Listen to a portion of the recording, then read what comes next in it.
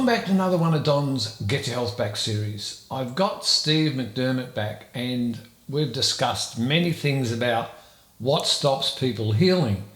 But when is it that somebody can actually take on the role of healing?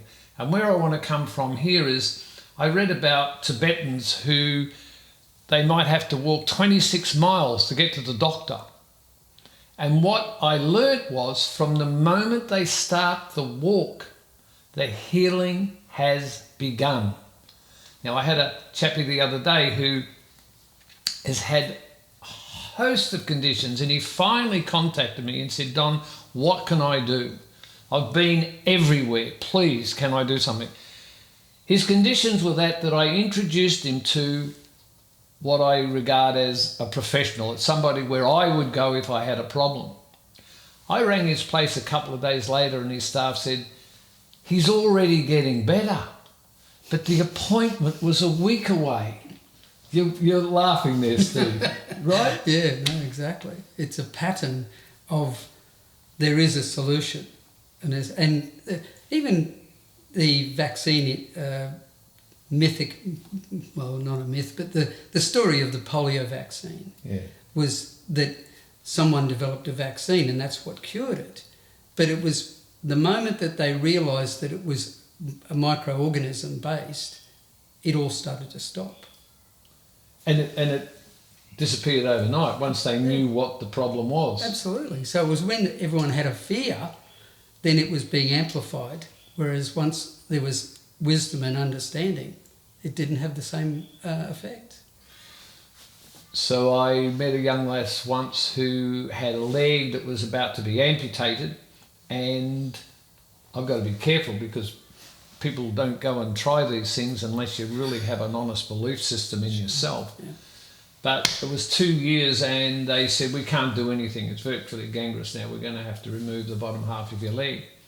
And she said, no, you're not doing that. There's nothing wrong with my leg. And she said to me, how long do you think it took to repair? I said, I don't know, 6 months? She said, no.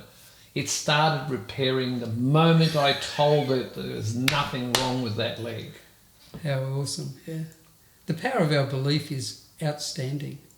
So it can give us a disease, but our belief system can also assist in remedying that disease. Absolutely. So what causes that? Really, it's just the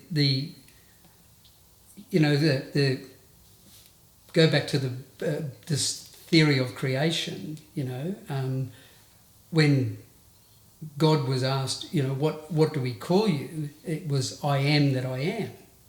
So if you make an I am statement, which is, in her case, her leg is fine, she's actually given it the right to be whatever it is that she's created. And the opposite to that is the Aborigine, when they point the bone. He knows, him fella, I'm going to die. Yeah. Right? And he does. So what do we do to put us into a state where we step away from having the bone pointed? When you hear that thing, you've got 3 months to live. And how many people only last the 3 months? What do we do to overcome those horrific statements? Well, the technique I use is the first response is filter it and go, says who? Good. Says who? Like we live in a universe of unlimited possibilities. And just because you've been presented with one option, the theory of quantum physics is that we live with unlimited possibilities until we make a selection. And then when we make a selection, all other possibilities collapse. Oh, I like that. So once we take on that belief, everything else collapses. Absolutely. So we're shut. The door is closed for us to get any better. Absolutely. And what do we do to stop that? Says who? Says who? Yeah, he's not, whoever's presenting the information is only presenting what they have had experience with. But if you follow Joe Dispenza or these other people, he's gone around the world looking at spontaneous healing.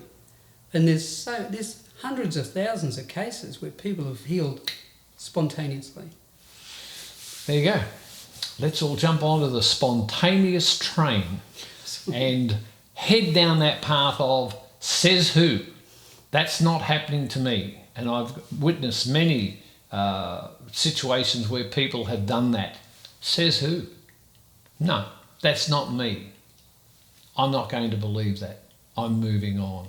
There you go. Maybe that could be of some assistance, because everybody has a condition they would prefer not to have. So instead of being attached to the condition that we would prefer not to have, forget about it. Think of living without that condition, knowing that that condition doesn't exist. And there's the difference. Knowing the condition doesn't exist. Might have some remnants of it, but as far as you're concerned, it's gone. There you go. Thank you for watching another one of Don's Get Your Health Back series.